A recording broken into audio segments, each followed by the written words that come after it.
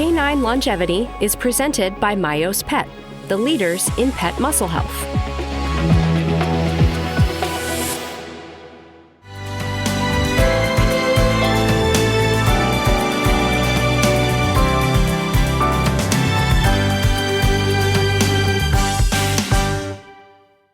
Hey guys, it's Dr. Sherman Canapp here with Canine Longevity and also with the Athletic Dog. And we have Willy, good dog, with us today, and really excited to bring this educational segment. We had a little mishap where we think we may have tweaked our knee.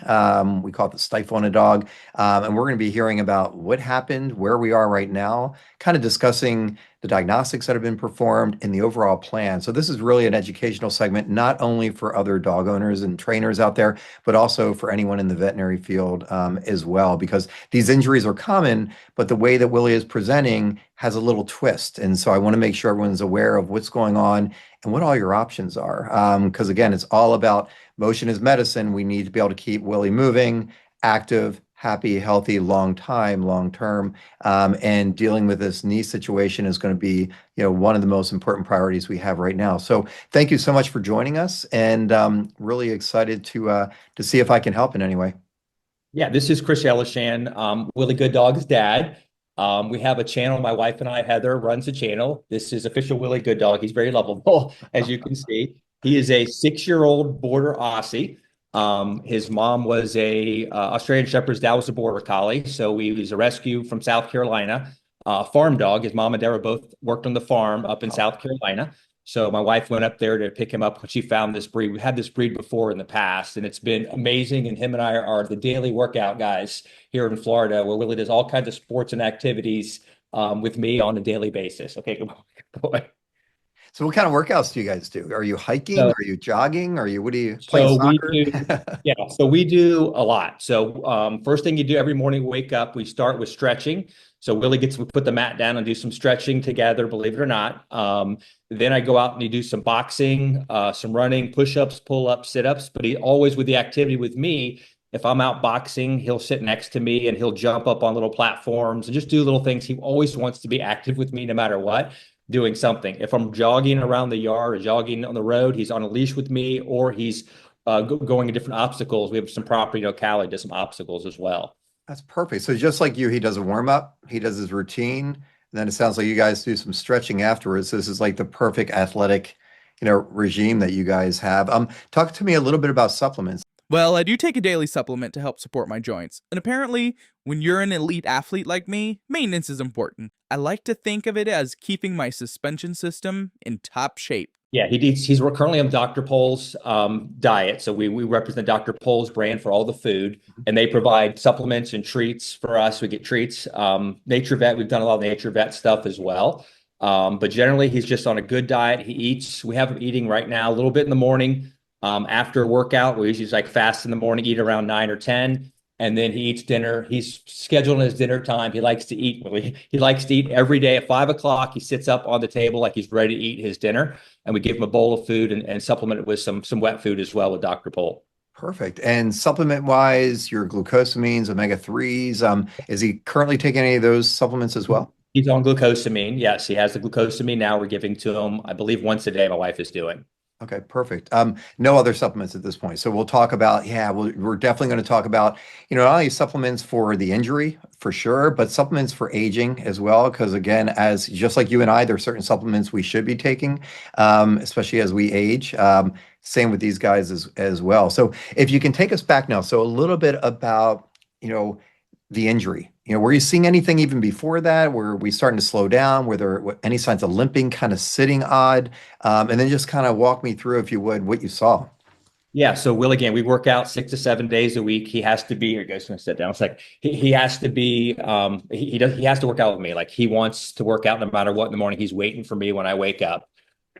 We had to go on a 21-day road trip for my company. So we take Willy and Jax with us everywhere we go. And we went to Greenville, South Carolina. No different. We woke up in the morning and did our workout in Greenville. And then at night, before we went to bed, we take him out for a walk, take him out to the bathroom. But then I spotted this really cool bench and it obviously had to jump on it. From there, I ran down the hill like a professional athlete I am, and bam! My legs suddenly refused to touch the ground. I couldn't put it down, and my Ponce immediately started panicking. And all of a sudden we saw him limping in that back right leg. Really weird. Nothing. I mean, other than he's 6, and you see sometimes and when he lays down at night, when he sits down, you can hear a little bit of like a groan. You can feel, kind of a little bit. Yeah. Normal aging. I know I'm 55, and I feel kind of the same way sometimes Same. at night before I go to bed. Okay. So did he let out a yipe and then you turned and saw No, something up, or just no, out of the he let it- blue, he just came? Just Okay. yeah, there was a bench there. There's a little sitting bench in Greenville right there downtown, and he's like a parkour dog, believe it or not. He loves to jump up on benches or any kind of elevation, any curbs. He likes to jump up on. So when he playing with Jax, he went over there to jump up on the thing. Before he jumped up, his right back leg was kind of hanging, and I've never seen that from him ever. Like he's been an extremely healthy dog. So then right after the event, he was holding it up, or what we call toe touching a little bit, or describe how he was moving. No, he was holding it up like he wouldn't put any pressure Straight off on the ground. Straight off to happen. I thought he stepped. It's almost like he stepped on a sand spur, because in Florida when you're on the beach, multiple times he stepped on a sand spur running on the beach, and then I pull up his paw and I pull the sand spur out and he's fine. Yeah. And my wife and I spent half an hour examining him in the hotel room trying to figure out what it was, and he wouldn't put weight on it all that night. Okay. Then slowly over the next few days, he started placing a little bit more weight, a little bit more weight.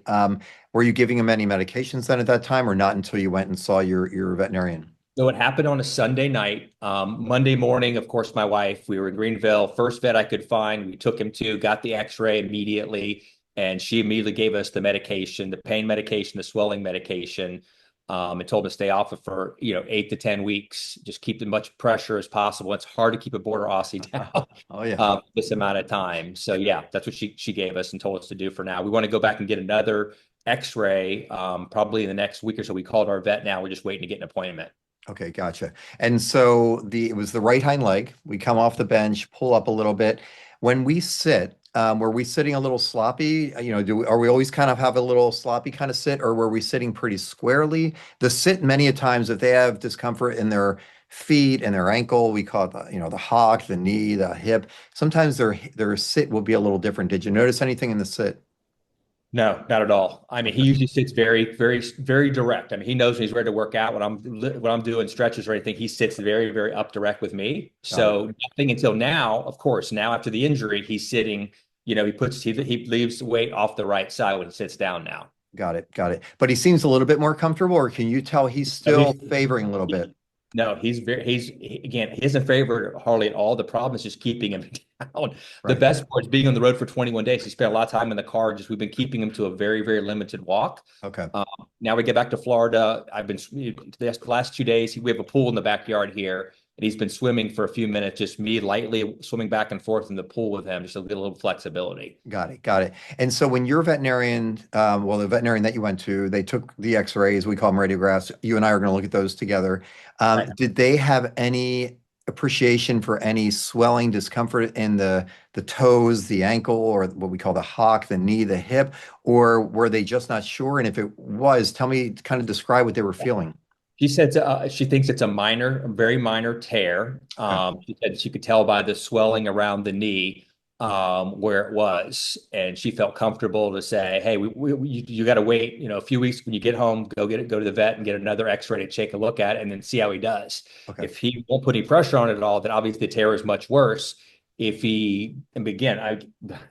sitting perfectly now. He's sitting perfectly straight. So that's what I'm just trying to figure out. And we're trying to make him light duty. But they just said it was the swelling. They could tell the swelling around the knee, and they could see that it was a minor tear. My knee was not thrilled with my life choices that day. Here's what's tricky. We have a breed that their job is work, sport. So they do everything 11 out of 10. Leg could fall off with this breed and they don't even know it, and they're still wanting to do agility, sheep herding, those types of things. So we run into that issue. Second issue, many times we're resting them. So to us, they're in the car traveling with you, they're in a plane, they're just kind of hanging out at home, leash walking. So between the how stoic we are of a breed and the fact that we're resting, that's the recipe for I feel fine, and so many times that's the case. And all of a sudden, as you slowly increase back to activity, you're like, I'm seeing it again. The good news is that there wasn't any gross instability, and we'll talk about that. So it was probably like a sprain. The problem is you don't know to what degree sprain. So you and I can be skiing, skis go this way, we go that way, and boom, our ACL tears. Or you could just be out for a hike and you step on a rock, you twist, and you get a little bit of a sprain to the knee. So you never really know what degree without, their rehab or the physical exam findings, which they did, the x-rays, which they did, and then sometimes even some advanced diagnostics. But you've done everything absolutely by the book so far. I'm going to show you your x-rays. Let's go ahead. I'll screen share if that's okay with you, and then we'll talk about it a little bit more. Yeah, one thing to add too. So if we left on Sunday morning, that's when the incident happened. Friday, we had his yearly yearly checkup. So she laid him down and stretched him and went through all of his joints and said he's no discomfort whatsoever because she stretched all of his limbs and everything and no problem. So good. It was good. And again, that happened Friday before we left on Sunday. So there was no indication. He wasn't, when my wife said she was stretching him and everything, there was no indication of any discomfort at all in any of his joints, which is great. Perfect. And the thing that gets tricky is that you've heard of groin injuries as well, like soccer players, hockey players pulling their psoas. It's a hip flexor. It can look exactly like a knee.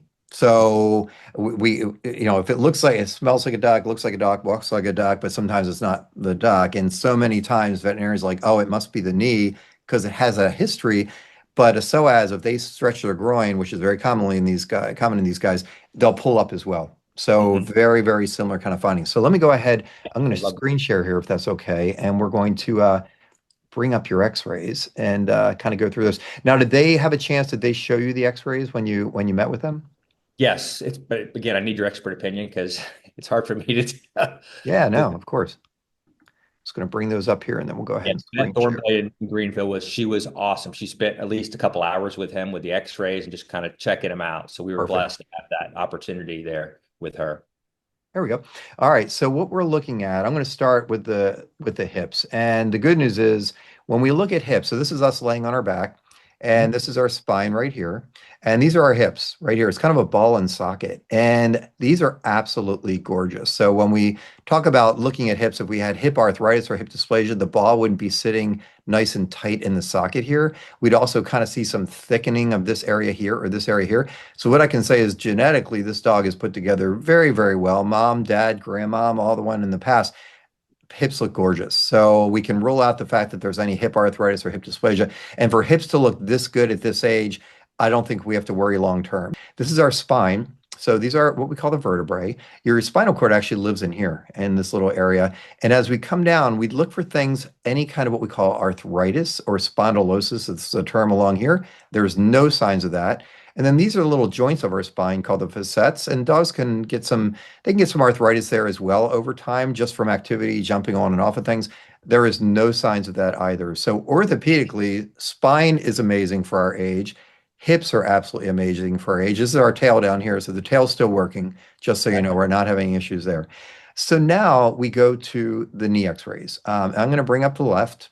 So when we look at an x-ray of the leg, so this is going to be our kneecap. You can see right here. This is the upper bone. This is the femur. The lower bone is the tibia.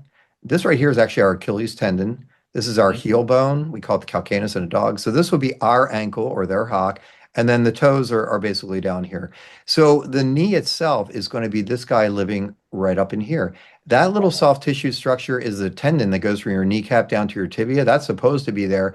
But what we're looking for is any inflammation in this knee. And you're going to say, but this is the good knee. Why we're looking for inflammation in this knee? Well, it just so happens there's a little bit of gray in here. I don't know if you can see. It looks like fog or smoke that's living in here. And that's what we call inflammation, or the term is called effusion. And there's a little bit back here as well. And you're going to say, well, why in the world do I see that in the normal knee? And that can be a couple of things. It can just be, oh, this dog just has a little bit more fluid in the knee or effusion that we would typically see.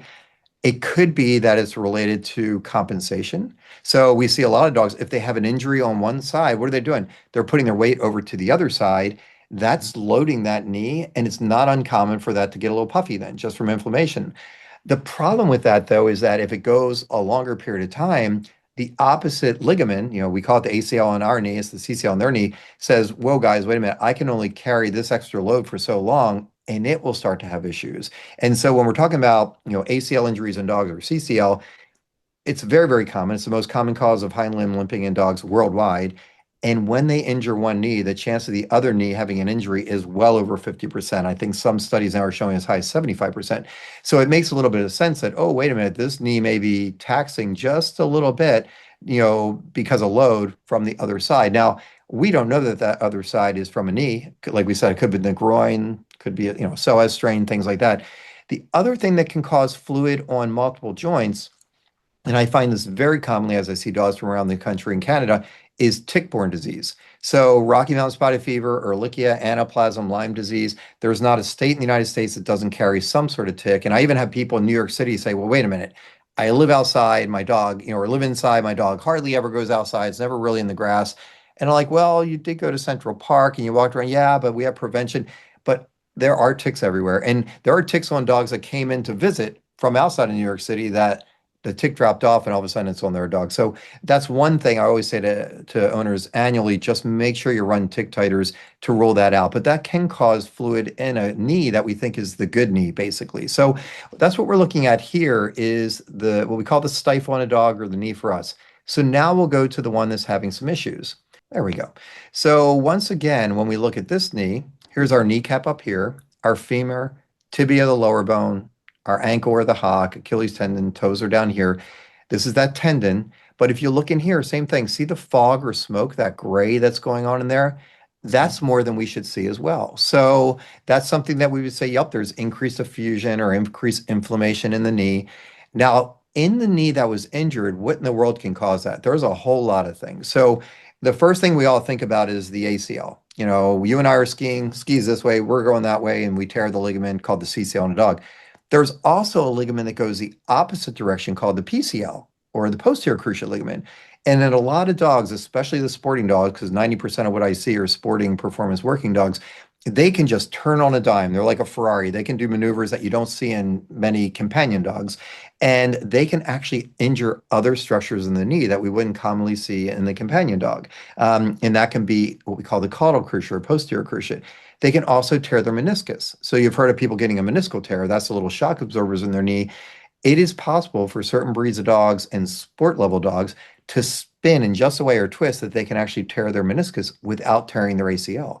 So when the vet goes to feel the knee for any instability, they're like, whoa, this knee feels really solid, but they have some other structures that are torn in there. And there's other structures like a tendon. There's what we call the LDE. There's actually a tendon that lives in there, and they can strain that, and that can lead to joint inflammation. So there's so many things, and this is why I always say a diagnosis is so critical. So what we know is we have lameness in a knee and a hind limb. We know we have some inflammation in a knee, and we say, okay, well, we got that going on. What are the causes to that? So again, that's what we'll kind of walk through. But the good news is of both these knees, no arthritis. Again, for our age, our activity level, and the breed, both of these joints look absolutely spectacular. So if I was to say, how old is Willy, I'd say, oh, we're probably about a 2-year-old dog. I mean, you would never know that we're the age that we are. And age is not a disease. And the best thing you can do is exactly what you're doing. Exercise, motion. We just want to make sure this knee is able to continue that exercise and motion, so we're going to do a deeper dive. So does that help understand the x-rays? Yes, 100%. Thank you for the clarification, because again, I mean, he swims a lot in general. And he, like I said, he's been 18 national parks. He was in Central Park a few months ago. He's been everywhere. I mean, the dog has been all over the country in the last year, so, which is great. But it does make sense when you talk about what they're exposed to. Canine Longevity is presented by Myos Pet, the leaders in pet muscle health. As dogs age, muscle loss can quietly steal mobility and quality of life. But what if science could help change that? Myos Muscle Formula with Fortitropin is an all-natural science-backed ingredient shown to help build and maintain muscle while reducing muscle breakdown, with over a decade of research and real results. Because stronger muscles means more moments together. Myos, more time together. And I think at this stage, what you're doing, you've put a check in every single box. And I think the next steps would be when you see your veterinarian, it sounds like you're seeing them fairly soon, they can feel that stifle again. What would be great is they can get new x-rays, just the side view, left and right. And then if you can send those to me, let me put my eyes on them and see if there's still that inflammation there. I would also have your vet run the tick panel. So I want them to do the Ehrlichia, Anaplasma, Rocky Mountain Spotted Fever, and Lyme's. That's titers that will go out to the lab. So once you have those back, I'd love to put my eyes on those. And then if they can get the x-rays, just tell your vet to feel free to email me or, even call or text it over to me. And we'll look at it together and say, where are we at with inflammation? If the inflammation's gone down, awesome. We just slowly build back over time our exercises and our activity. And if you see it come back again, then we say, ugh, okay, now it's time for an ultrasound or some other, what we call advanced diagnostics. If your veterinarian sends me the films and we all look at them together, we're like, we still have the same amount of inflammation we have now that we did then. We look better because we've rested, we've been on some non-steroidals or we're kind of chilling out a little bit. Then we say, before we go back to activity and we may injure it further, let's look at it. Let's take a peek, and that can be with ultrasound or other advanced diagnostics. For us, many times we will take that little needle and slide that in because I can see things. You're scuba diving, and it's 100% sensitive. So on CT, on MRI, and ultrasound, you're seeing gray. You're not seeing really those fibers. You saw with a scope, we can't miss it. But this isn't surgery. It's another diagnostic tool where you're taking something the size of a needle and being able to see those things. Oh, wait, you're telling me there are needles involved? I thought we were just here for treats and compliments. That's overkill right now because we haven't got even our follow-up. So I want you to do those things if you would. Send those over and then we'll take a look and we'll circle back. In the meantime, what do?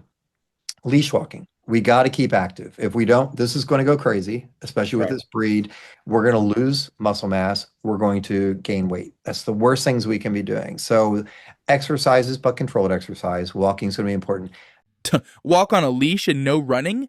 I'm a border collie mix, doctor. Running is basically my personality. The jumping off of furniture, we need to, try to minimize that right now. No jumping off furniture? Have you seen my couch parkour skills? This is a serious lifestyle adjustment. Tearing up and down the stairs, because I'm doing everything I can just until we can say, hey, that knee's okay. I just don't want it progressing to the point where you may need any intervention as far as surgery is concerned. And then slowly, hopefully, we can bring back. Supplement-wise, you're on some good stuff that you mentioned. The things I usually like, and again, I have no ties to any of these companies. I won't mention brands, but definitely your glucosamine chondroitins are good, but the avocado, soya, and saponifiables, your MSMs are really, really good. But the top of the pyramid is omega-3s. So in all the studies of longevity for animals and for humans, omega-3s, the fat, fish oils have been shown to not only help with joint inflammation and arthritis, but cognitive function, cardiovascular disease, GI health. I mean, omega-3s have been shown on numerous longevity podcasts on the human side to have great benefit in peer-reviewed studies as well on the human side. So definitely what I would encourage you to do is talk to your veterinarian about adding in definitely the omega-3s. And the only other product, as we get older and we have injury, there is a definite possibility we'll lose some muscle mass. So in dogs that I see that are active dogs with an injury or dogs that are losing muscle mass post-surgery or getting older, there's a product called Myos, which is a muscle formulation. It's a muscle supplement, a very good product for dogs that have had some sort of condition or injury because I want to maintain their muscle mass to the best of my ability. So that's a whole lot to unpack, I know. I'm going to be quiet now and just answer some questions for you. No, perfectly clear. I actually do omega-3 myself every morning. So I know I'm kind of trying to copy what he does. So yeah, the Myos, we've already are working with someone, I think, to get that very soon. Exercise wise, he's only doing a leash. How long? Because him and I would wake up, stretch, and run probably 1.5 to 2 miles every morning. Obviously, we're walking him on a leash, not even a quarter mile. Is that too much, or what's your recommendation on walking and swimming? Yeah. No, it's perfect. So what you were doing pre-injuries, I love it. That's absolutely perfect. Right now, I think your walking's fine. You're on a leash. We're going out there. We're walking down the block, maybe a little short, half a mile is totally fine. He'll tell you, but sometimes they don't. This breed will be like, hey, you know what? I am so good. Let me off lead because I'm going to chase that critter. And so on lead is important, which you're already doing. But they also will tell you if all of a sudden you start noticing, there's a shortened stride when we're sitting, we're kind of sloppy sitting a little bit. That's an indication it's bothering us. So I think your short quarter of a mile right now is good. Go out multiple times a day is good as well. I just want to maintain that muscle mass and, maintain the range of motion. And then we'll have some answers fairly quickly. You should be able to get that x-ray, it sounds like, with your veterinarian, 2 weeks, you should have that done. Yeah. And then as soon as you have that, send it off to me and we'll see where we are. Also, and again, you'll get a copy of the telemedicine notes that we're doing here. I'll ask him to pull some blood work for a tick panel as well. And then swimming wise, so again, we have access to a pool. We're in Florida. We're at the beach at least once a week.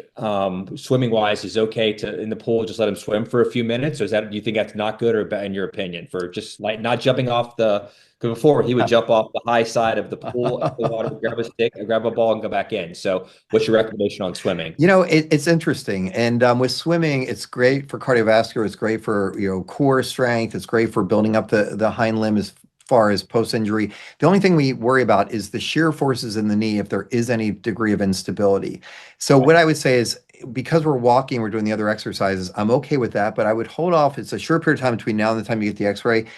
I would hold off on the swimming right now, just until we get that x-ray. And as long as the inflammation is down, we're going to go right back to swimming again. Yeah. Yeah, good. He just loves to swim. So he does surf. We did three dog surfing competitions last year, which are April, May, and June. So we're gonna have to go as a influencer and help other dogs, support other dogs. We're not going to be surfing, I don't think, this year. So what are my next steps, Doc? I need to get back in my full-time duties as chief dog officer for Dog TV. And my Instagram fans are starting to miss my adventures. I'd like to make sure the walks are great. We're going to hold off a little bit on swimming right now, just until your vet has a chance to take a feel and get the x-rays. They'll get the x-rays, send them over to me. Tick titers. Ticks don't all of a sudden just cause it to pull up, but because there is the inflammation in the other knee and you travel and you hike, I just want to rule out that could be an issue. So when they get those results back, send them over and we'll talk about that as well. And if everything looks good, we slowly increase activity. If that inflammation is still there, we may talk about either going into a more formal rehab program, or should we find out a little bit more about what's going on with that knee? Videos are huge. So the video you sent before was super helpful of us short striding. Capture videos. I encourage everybody at home, video your dog. Normal motion, slow motion, going up and down stairs so you see a baseline. So if you think something down the road's up, you'll be like, I'm going to get a new video, and then you can compare. It's just like I do with the gate mat. I want to be able to compare. Data's king, so we want to make sure we can objectively look at your dog's form, structure and function. And then the supplements, you're on omega-3s. Yep. Getting Willy on omega-3 is going to be absolutely a great idea. Yeah, the good news is because Willy's a full-time social media dog, so they're videoed every day of some kind of activity. Now, podcasts and stuff like that. But yeah, we do videos of Willy pretty much every day, which has been great. Now we'll be able to go back and look at some of the running strides he did in the past to see where he is now. So it's pretty obvious to us. I have to go to Willy's page and start to follow. Yes, I'm a fan. Now I'm a fan now that I had a chance to stalk on Instagram right before we jumped on, and oh my Lord. Yeah, they're funny videos. We want to be educational and entertaining for all of our followers. That's kind of my wife's goal at her channel. And that's the same with this. I think that's why I love doing these, and I'm blessed to have people like you willing to record these types of activities, because it's my way of giving back, not only to owners like you are, so we can educate, but also to the veterinary community. There's a lot of veterinarians that just aren't as familiar with all these other conservative, holistic approaches to some of these injuries. So I like to give back just like you guys are.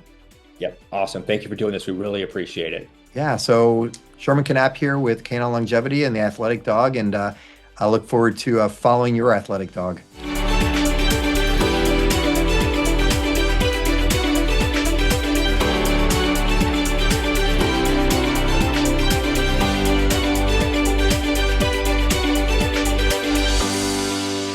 Good girl, Fachi.